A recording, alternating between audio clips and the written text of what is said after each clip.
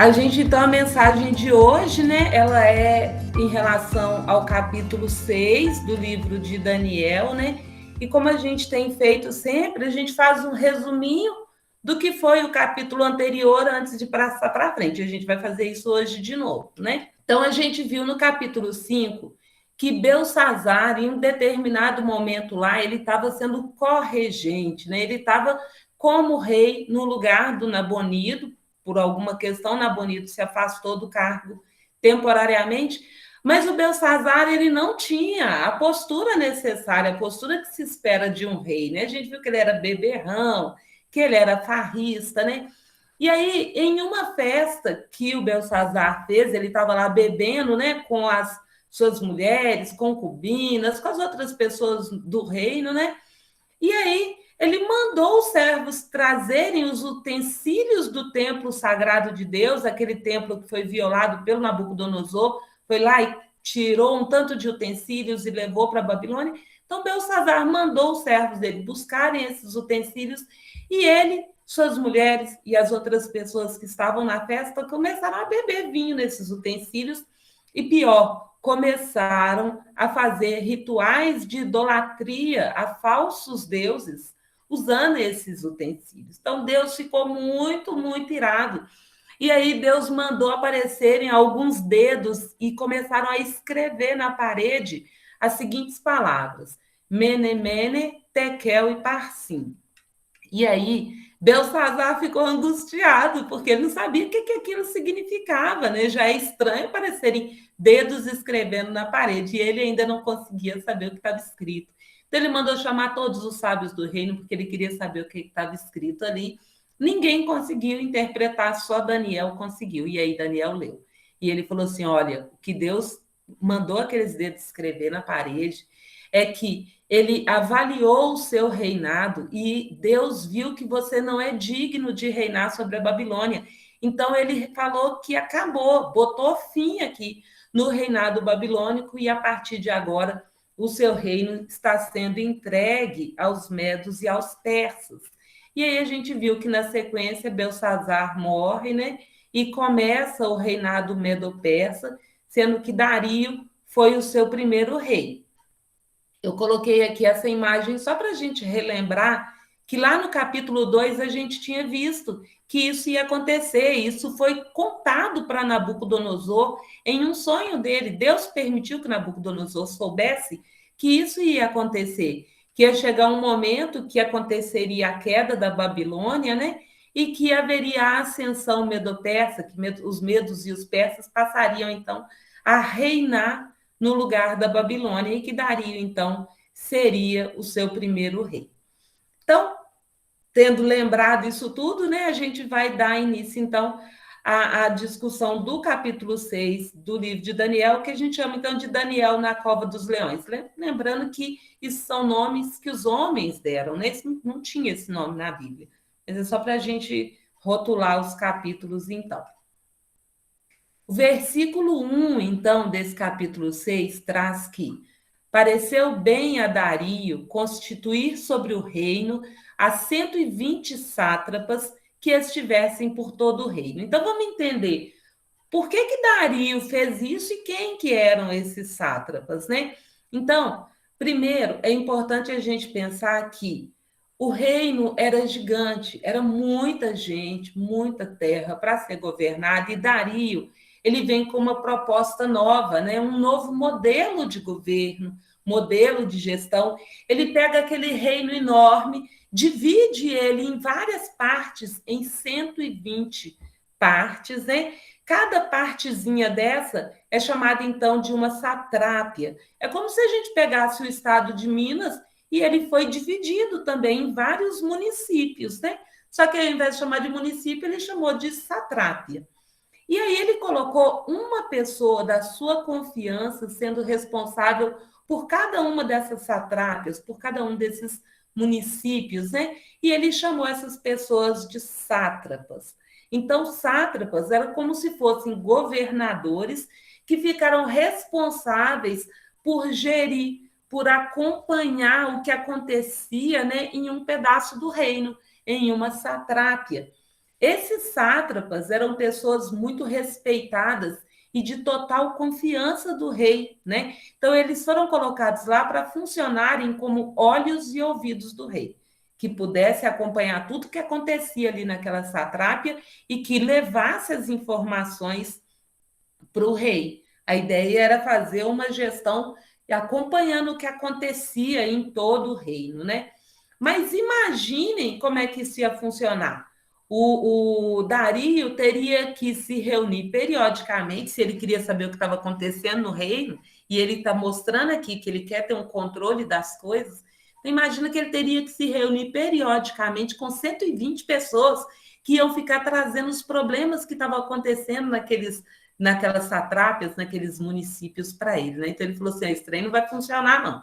Então, o versículo 2 traz que, sobre esses sátrapas, então, acima dos sátrapas, Dario constituiu, então, 3 presidentes, dos quais Daniel era um, aos quais estes sátrapas dessem conta para que o rei não sofresse dano. Então, para o rei não ter problema de as satrápias não ficarem bem geridas e as pessoas fazerem coisas que desagradassem ao rei e saíssem do seu comando, ele fez o quê? Colocou o sátrapa para vigiar de pertinho, mas colocou um presidente, 3 presidentes sobre esses sátrapas, e esses presidentes, então, eles teriam, cada um bloco de satrápias sobre a sua responsabilidade. Então, esses 3 presidentes ouviriam desses sátrapas o que estava acontecendo e eles reportariam a Dario. Eles trariam as informações para Dario. Então, Dario ia ter um controle muito bom de todo o reino, porque ele ia ter que se reunir com os 3 presidentes, ele saberia tudo o que estava acontecendo ali nessas satrápias, né? E ele conseguiria, então, ter um bom controle disso. E aí, o texto fala que Daniel foi um desses 3 presidentes, então. Aí eu coloquei aqui só um exemplo, né? Eu coloquei aqui o mapa do Ceará, porque foi o mapa que eu achei que tinha número de municípios mais próximo, né? Ceará tem 184 municípios, mas a gente vai fingir que são 120, né? Então a gente está vendo aqui que cada bloco, cada conjunto, então, de satrápias ficou sob a responsabilidade de um desses presidentes, né? Bom, aí o versículo 3 traz que, então, o mesmo Daniel se distinguiu desses presidentes e sátrapas, porque nele havia um espírito excelente e o rei pensava em estabelecê-lo sobre todo o reino.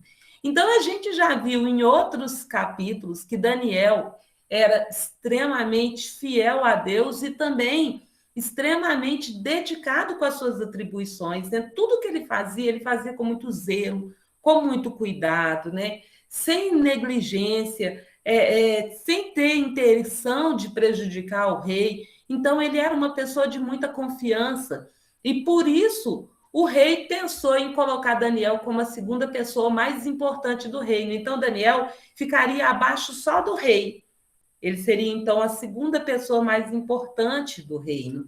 E isso, é claro, despertou a raiva, a inveja, os ciúmes dos sátrapas, dos governadores, dos presidentes, né? Todo mundo ficou revoltado, porque lembra quem era Daniel? Daniel foi uma pessoa que veio cativa lá de Jerusalém, né? Lá de Judá. Ele era uma pessoa que deveria ter vindo para a Babilônia para ficar como escravo. Só que aí ele foi trazido como conselheiro do rei, porque ele era muito sábio, muito inteligente, vindo de uma família nobre, né? Então Nabucodonosor já não o trouxe como escravo, mas como um conselheiro, cuidou dele, né? Para que ele se tornasse um bom conselheiro. E agora, essa pessoa que era para ser escravo está se tornando a segunda pessoa mais importante do reino. Aí esses sátrapas e esses presidentes falaram: olha, não vai dar para engolir isso, não. Nós vamos ter que fazer alguma coisa. Então, no versículo 4, traz que, então, os presidentes e os sátrapas procuravam ocasião para acusar a Daniel a respeito do reino, mas não puderam achá-la, nem culpa alguma, porque ele era fiel e não se achava em Daniel nenhum erro nem culpa, né? Então, embora os sátrapas, os presidentes ficassem tentando atacar, encontrar alguma coisa para acusar Daniel, eles não encontraram culpa, eles não encontraram erro, porque Daniel era fiel, né? Não tinha erro, não tinha culpa, era competente, era dedicado, não era negligente. Então, como acusar uma pessoa assim? Então, disseram, pois, estes homens, estes sátrapas e presidentes, né? Eles falaram: nunca acharemos ocasião alguma para acusar a este Daniel, se não a procurarmos contra ele na lei de Deus. Então, eles falaram assim: olha, vasculhamos a vida de Daniel e não encontramos nada errado para poder acusá-lo. E aí eu passei essa semana pensando nisso e eu faço um convite a vocês também que pensem, né? Se alguém vasculhar a nossa vida, encontra coisa para acusar a gente? Ou teria que procurar na lei de Deus alguma coisa para nos acusar? Aí eu vou falar por mim. Se procurar na minha vida, não precisa procurar muito, infelizmente encontra. Eu não sou uma filha perfeita, não sou uma irmã perfeita. Eu erro muito em todos os aspectos da minha vida, embora eu lute sempre para fazer as coisas certas. Uma das coisas que eu mais erro é não conseguir dar atenção suficiente para as pessoas que eu amo. Eu estou sempre correndo e eu nunca consigo fazer as coisas da forma que eu gostaria. Então, no meu caso, certamente encontrariam coisas para me acusar. Mas Daniel, ele fazia as coisas com tamanho zelo, com tanto cuidado, que, embora tivessem vasculhado a vida dele, não encontraram nada para acusá-lo, né? E aí falaram assim, ó, bom, já que ele não tem errado, que a vida dele está ali toda transparente, tudo certinho, ele não roubou, ele não lesou o rei em nada, né? Então nós vamos ter que armar alguma coisa para ele, vamos buscar na lei do seu Deus, porque a gente sabe que ele é fiel a Deus. Então ali, capaz que a gente ache alguma coisa que a gente possa utilizar para acusar Daniel, né? E aí eles foram procurar na lei de Deus. Então, estes presidentes e sátrapas foram juntos ao rei e lhe disseram: ó rei Dario, vive eternamente. Então, eles vieram aqui bajular o rei, né? Já falar na cabeça dele, porque já tinham um plano todo armadinho.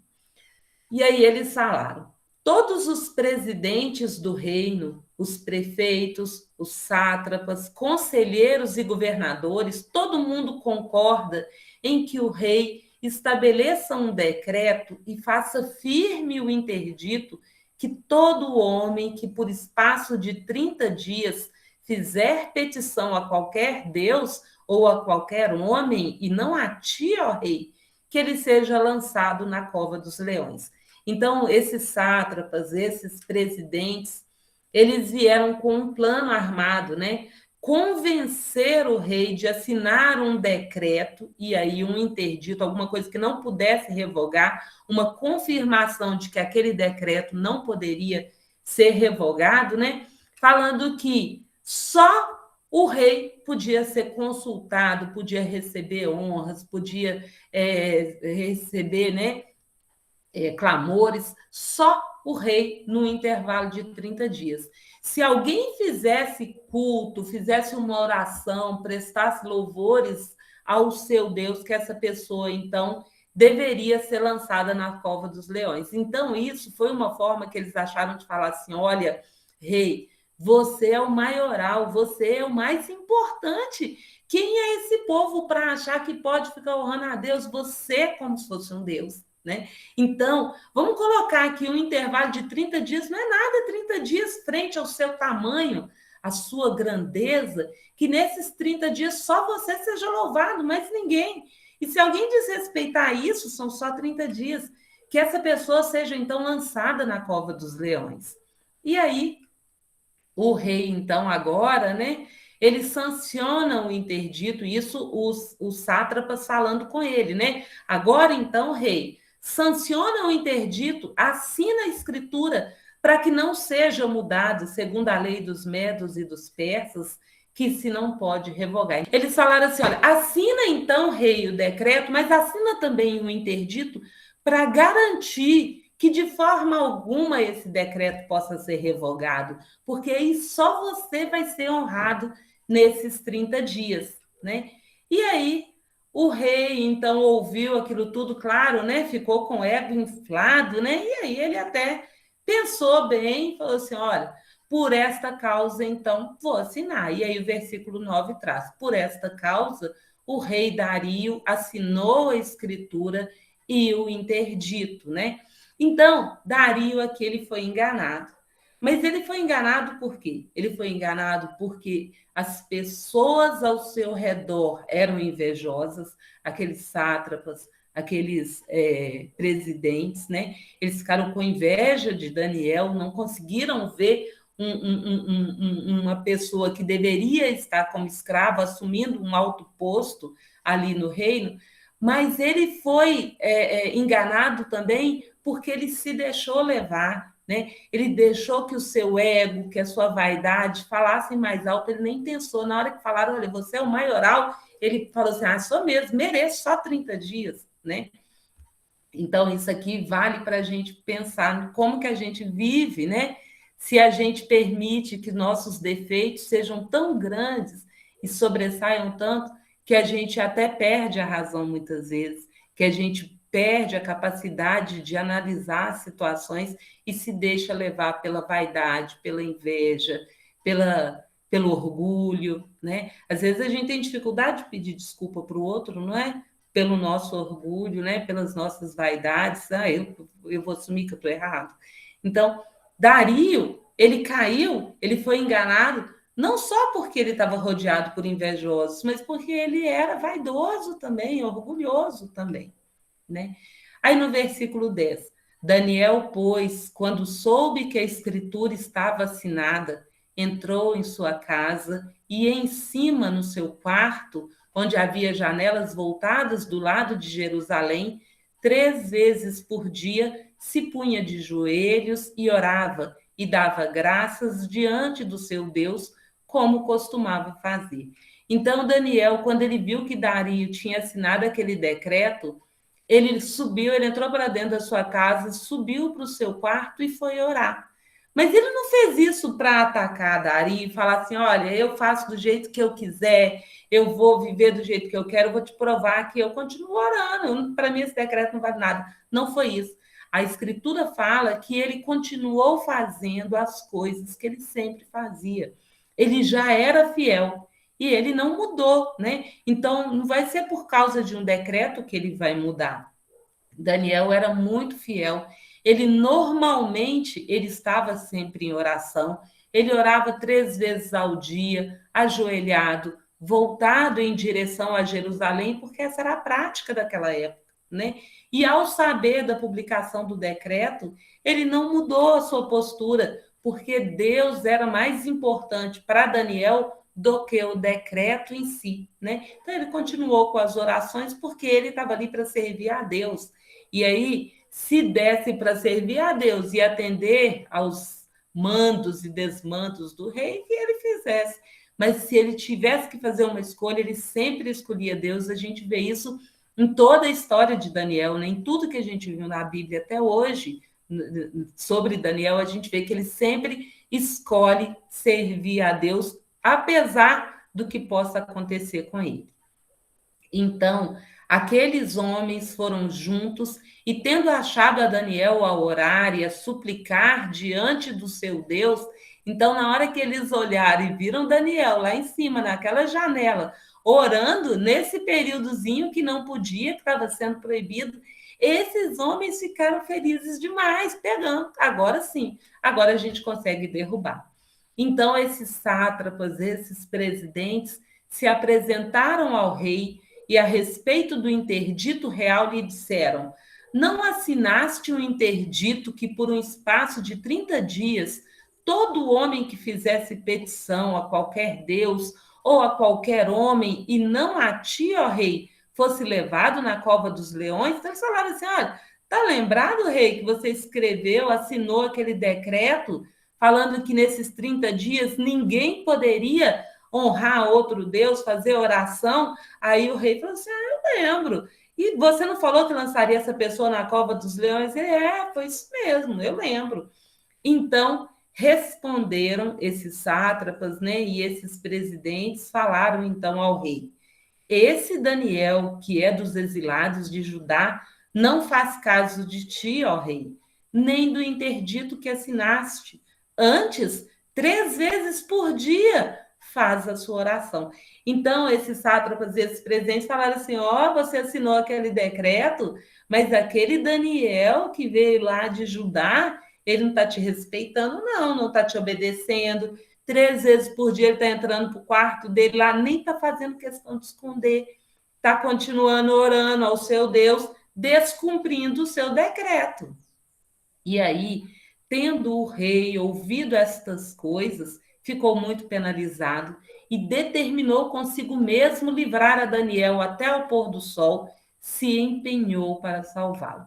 Então, na hora que Dario viu o que fizeram com ele, né, que ele foi enganado, nessa hora ele ficou muito entristecido, né, e ele viu o que estava para acontecer.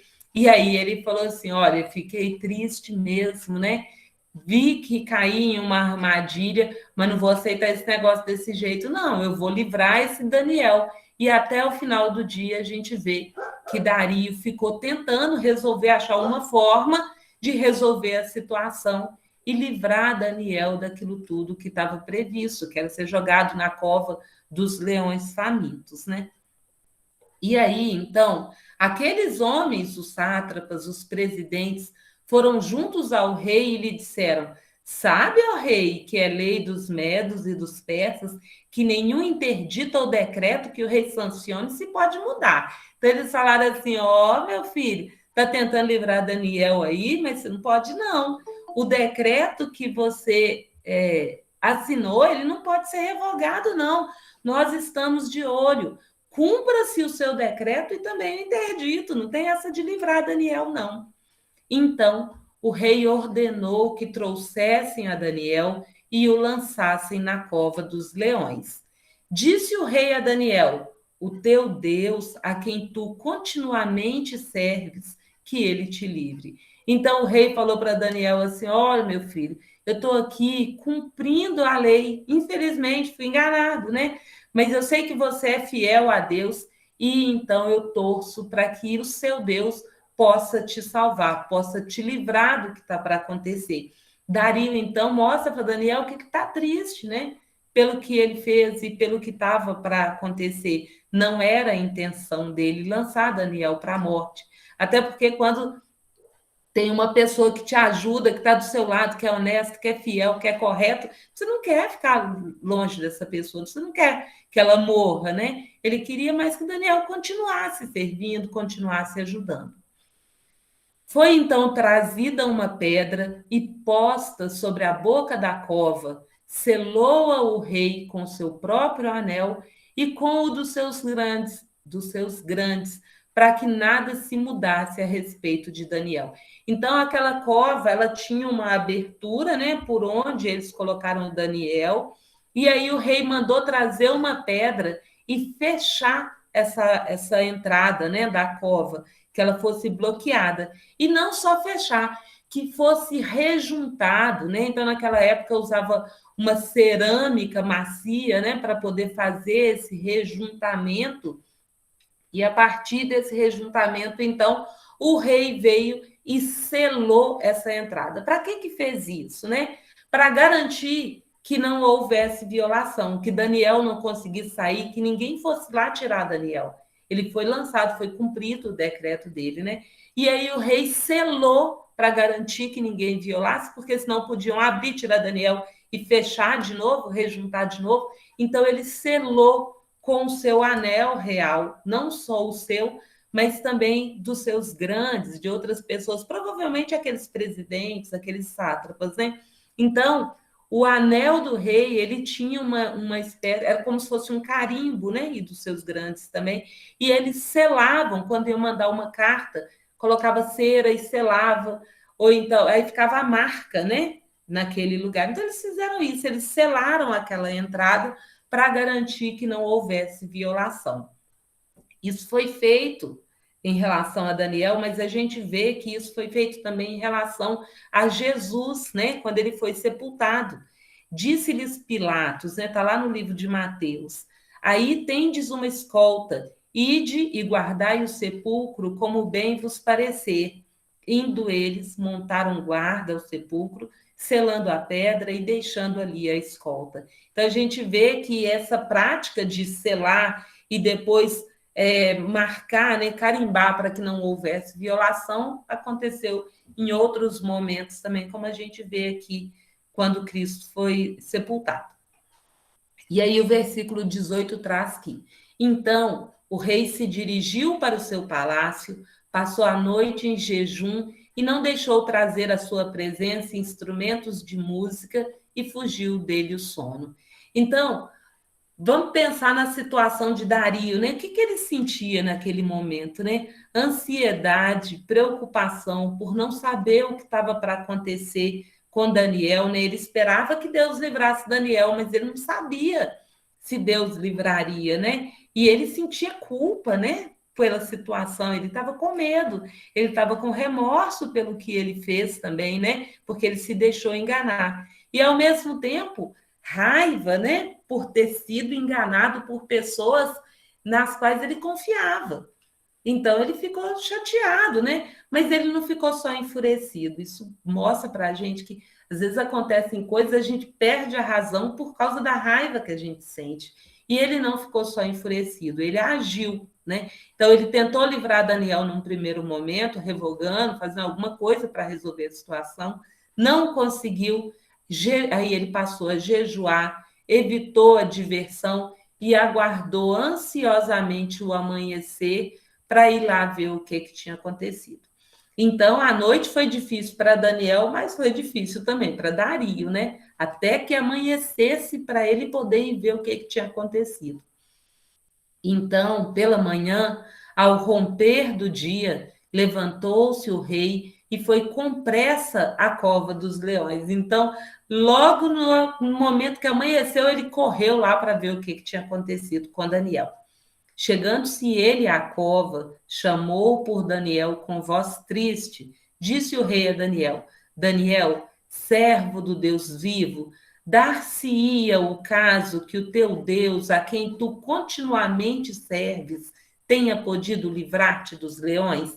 Então a gente vê aqui, olha, que embora Dario estivesse torcendo por ver Daniel bem, embora ele soubesse que Daniel era fiel a Deus, né? Dario estava com voz triste, porque ele sabia que Daniel era fiel a Deus, mas ele não tinha essa fé que Daniel tinha, né? Ele temia que o pior tivesse acontecido, que chegasse lá e visse Daniel estraçalhado pelos leões, né? A verdadeira paz, ela só é dada por Deus. Cristo falou isso para a gente, né? Que a verdadeira paz vem dele. E Dario não tinha essa paz verdadeira, né? Que permite que numa situação difícil dessa, que a pessoa consiga respirar e ter confiança de que o melhor vai acontecer, né? Lá no livro de João, né, 14, 27, fala: deixo-vos a paz, a minha paz vos dou. Não vou-la dou como o mundo a dá. Não se turbe o vosso coração, nem se atemorize. Então, para quem é fiel a Deus, para quem serve a Deus, consegue experimentar da maravilha que é sentir essa paz. Mas não era o caso de Dario, né? Ele queria, mas ele não tinha essa paz, né? Então, Dario perguntou: Daniel, servo do Deus vivo, ele te livrou dos leões, né? Então Daniel falou ao rei: ó rei, vive eternamente. Imaginem só a alegria do Dario numa situação dessa, né? Em que ele passou por aquela noite terrível, o dia, né, também, que ele ficou tentando livrar Daniel, e a noite inteira imaginando que aquela pessoa que era mais fiel a ele tinha sido estraçalhado porque ele tinha se permitido enganar, e agora ele vê que Deus livrou Daniel, que ele está bem, que ele está vivo, né? E aí Daniel fala: o meu Deus enviou o seu anjo e fechou a boca aos leões, para que não me fizessem dano, porque foi achada em mim inocência diante dele. Também contra ti, ó rei, não cometi delito algum. Então, Daniel fala: olha, Deus me salvou, ele mandou um anjo que me livrou desses leões. Isso porque Deus sabe que eu sou inocente, ele me viu inocente perante Deus e perante o rei. Eu não fiz nada errado para passar por essa situação. Então o rei se alegrou sobremaneira e mandou tirar a Daniel da cova. Assim foi tirado Daniel da cova e nenhum dano se achou nele, porque crera no seu Deus. Então o rei ficou muito feliz com essa situação. Mandou tirar Daniel lá da cova e percebeu que Daniel não tinha nenhuma lesão, né? Às vezes, Deus não nos livra das nossas covas, né? Assim como Deus não livrou Daniel da cova dele. Deus poderia, naquele momento que as pessoas tentaram armar para Daniel, Deus poderia ter impedido. Ou Deus poderia ter impedido o rei de assinar o decreto, ou poderia ter dado um caminho para que o decreto fosse revogado, ou poderia ter dado um caminho para, apesar do decreto, o rei livrar Daniel. Mas Deus não fez isso, ele não livrou Daniel da cova, ele permitiu que Daniel fosse lançado lá dentro. Por quê? Porque ele queria que hoje a gente tivesse esse testemunho, que a gente visse que, embora coisas ruins possam acontecer na nossa vida, que Deus é maior, né? Ele tem um propósito em cada coisa, mas ele sempre cuida da gente, né? Ele pode não nos livrar das covas, mas ele certamente vai nos livrar dos leões, assim como ele livrou Daniel. A gente às vezes sofre com as nossas covas, a gente passa por situações que são difíceis, né? Mas a gente pode sair mais fortes dessas situações. Aí eu achei lá no livro de Isaías 26:9, essa passagem aqui e uma outra de Romanos, que eu acho que vale a pena a gente ler. Com minha alma te desejei de noite, e com meu espírito que está dentro de mim, madrugarei e buscar-te, porque, havendo os teus juízos na terra, os moradores do mundo aprendem justiça. Então, a gente pode até passar por dificuldade, mas a gente aprende com aquilo, né? E a gente vê a justiça de Deus acontecendo em todas as coisas. E no livro de Romanos 5, de 3-5, e não somente isto, mas também nos gloriamos nas tribulações, sabendo que a tribulação produz a paciência, e a paciência, a esperança, e a experiência, desculpa, a paciência, experiência, e a experiência, a esperança. E a esperança não traz confusão, porquanto o amor de Deus está derramado em nossos corações pelo Espírito Santo que nos foi dado. Então, a gente tem que dar glórias a Deus, não é só quando as coisas boas acontecem, não é só quando Ele nos livra, não. É quando a gente passa por tribulações também, a gente tem que falar, graças a Deus, que eu estou passando por essa situação e ela vai me fortalecer. Ela vai me tornar mais resiliente, mais forte, vai aumentar a minha fé, né? Olha a vivência da Dona Maria Elza, por exemplo, né? Tanto de dificuldades que ela já passou e que a gente sabe que passa, está sempre dando graças a Deus, sempre glória a Deus, né? Mesmo que as dificuldades às vezes sejam muito grandes e a gente sofre muito com cada uma delas, mas a gente precisa aprender a dar graças a Deus, não só pelas coisas boas, mas pelas dificuldades também, porque elas vão produzir coisas boas, né, nas nossas vidas. Então, ser grato por tudo, pelas bênçãos e pelas tribulações. E sempre que a gente passar por uma dificuldade, a gente precisa pensar: quem tem cavado as nossas covas? Será que a gente, toda vez que a gente passa por dificuldade, é porque alguém armou para a gente, né?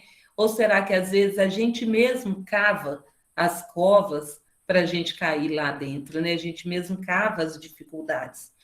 Então, ordenou o rei e foram trazidos aqueles homens que tinham acusado a Daniel e foram lançados na cova dos leões. Eles, seus filhos e suas mulheres, e ainda não tinham chegado ao fundo da cova, e já os leões se apoderaram deles e lhes esmigalharam todos os ossos. Então, Dario mandou pegar aqueles sátrapas, aqueles presidentes, as mulheres, os filhos deles todos, mandou jogar todo mundo para os leões famintos, né? E mal jogou lá dentro, os leões já deram fim em todo mundo. Então, o que a gente está vendo aqui é que Dario, Ele passou pela dificuldade, ele caiu, mas ele agora falou assim: ó, vou me livrar dessa pedra de tropeço. Esses sátrapas, esses presidentes me enganaram. Então, Dario aqui ele mostra para a gente que é preciso a gente evitar cair em novas covas. A gente pode até cair, mas a gente precisa aprender com as situações e evitar cair de novo. Como ele viu que aqueles sátrapas, aqueles presidentes o enganaram e fizeram ele errar, ele deu fim na história. Ele se livrou daquilo que o fez cair. Porque às vezes a gente tem algumas coisas que a gente ainda tem dificuldades, né? Então pensa, uma pessoa que tem problema com vício, né? De bebida, por exemplo. Essa pessoa, se ela sabe que ela tem esse problema, ela tem que se manter distante de onde tem bebida, de situações em que vai ter álcool, porque é difícil resistir para ela. Então, se a gente vê que alguma coisa faz a gente pecar, se a gente vê que a gente é orgulhoso, então vamos evitar situações, né, que possam nos levar a pecar. Foi isso que Dario fez. Ele se livrou daquelas pedras que fizeram com que ele tropeçasse, né? Então, o rei Dario escreveu aos povos, nações e homens de todas as línguas que habitam em toda a terra: paz vos seja multiplicada. Faço um decreto pelo qual, em todo o domínio do meu reino, os homens tremam e temam perante o Deus de Daniel, porque ele é o Deus vivo e que permanece para sempre.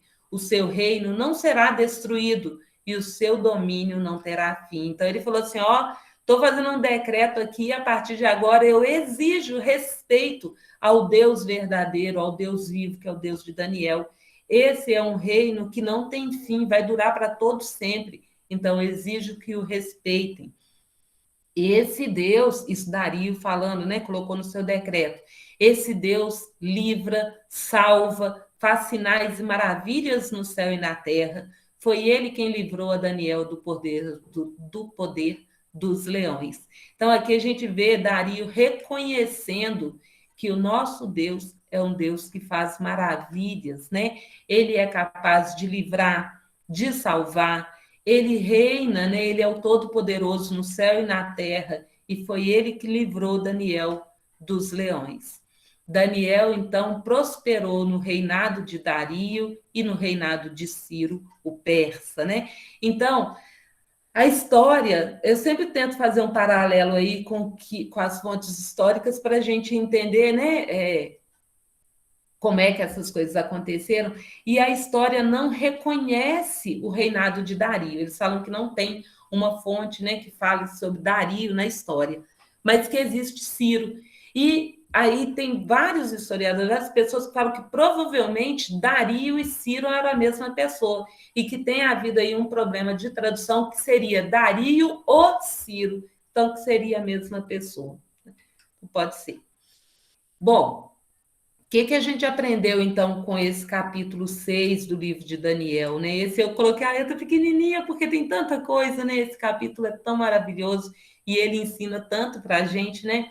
Então, a gente aprendeu que viver da forma correta, honrada, diligente, se esmerando por fazer bem o nosso trabalho, por cuidar bem da nossa família, por ser fiéis, né, em tudo que a gente faz, isso pode trazer destaque, mas também traz inveja, né? Sempre que a gente faz uma coisa bem feita, infelizmente, a gente gera inveja nas outras pessoas. Chega ao ponto das outras pessoas acharem que você não é digno daquilo que você tem, daquilo que você conquistou, sem olhar lá para trás do que você teve que fazer para chegar ali, né? Desconsidera isso tudo, né? E fica com inveja.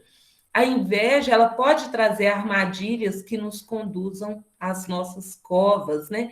Mas Deus sempre vai nos proteger. Mesmo que ele não livre a gente da cova, ele vai livrar dos leões. A gente não pode ter dúvida nisso. Deus pode até permitir que a gente passe por dificuldades, mas ele vai nos honrar no final, né? Ele garante, mesmo que não seja aqui, ele fala que se você é fiel a ele, se você age da forma, vive da forma como ele espera, que a gente vai ter a salvação. E não existe galardão melhor do que esse, não existe recompensa maior do que a salvação. Então, mesmo que a gente passe por muita dificuldade aqui, vale a pena, porque a gente vai ter o prêmio maior, que é a salvação.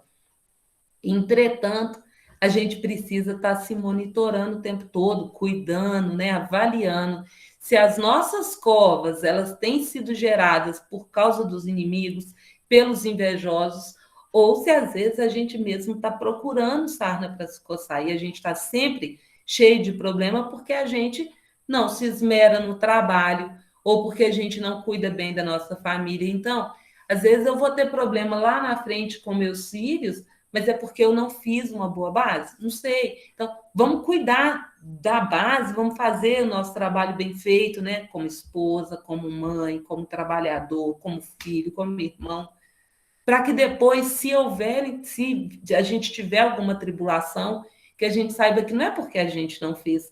Pode acontecer tribulação, porque Deus vai permitir que a gente passe por elas para a gente crescer, mas que não seja porque a gente agiu com desleixo no nosso trabalho, né, na nossa vida. É comum a gente responsabilizar os outros por problemas que às vezes nós mesmos criamos. Não é sempre, às vezes a gente vai sofrer com os invejosos, com as pessoas do mundo, mas às vezes a gente sofre com as nossas ações mesmo, são consequências, né, das nossas ações. Então a gente precisa estar cuidando disso, prestando atenção e corrigindo, né, a forma de agir. Sempre que a gente cair em cova, é importante que a gente faça algo para corrigir as consequências dessa queda, né? Além de nos afastar daquilo que nos faz cair, assim como Dario fez. Na hora que ele viu que ele caiu, ele tentou corrigir, né? Tentou livrar Daniel e, ao mesmo tempo, ele se livrou daquilo que o fez cair. Então, a gente precisa identificar na vida aquilo que faz a gente cair, se livrar daquilo, ficar longe daquela situação e tentar corrigir as consequências que essa queda pode trazer. E, por fim, lembrar sempre que o nosso Deus, ele é maravilhoso, ele tem poder, ele pode nos livrar de tudo e ele vai fazer segundo a sua vontade. Se ele entender que vale a pena livrar a gente da cova dos leões, ele tem poder, ele pode livrar a gente de tudo. Mas se ele entender que é importante a gente passar por aquela situação para a gente crescer, que a gente aprenda a dar glória a Deus e agradecer pela oportunidade de crescimento que Ele está nos dando, né? Bom, é isso então, né, que eu queria falar sobre o capítulo 6 de Daniel. Eu sempre falo, esse livro é tão maravilhoso, né? E aí a gente vai ver agora lá no capítulo 7, na próxima aula, daqui a 15 dias, né, que a gente vai ver que Daniel tem um sonho, e ele sonha com 4 grandes animais, né? Um leão alado, e aí a gente vai entender o que isso significa, né? Um grande urso que fica se apoiando em um dos lados, fica maior em um dos lados, assim. Um leopardo de 4 cabeças e 4 asas, e também uma grande besta de 10 chifres. E aí a gente vai entender o que isso significa, né? É mais um capítulo que a gente vê aí, ele é apocalíptico, né? Ele conta sobre as coisas que ainda vão acontecer. Então é isso.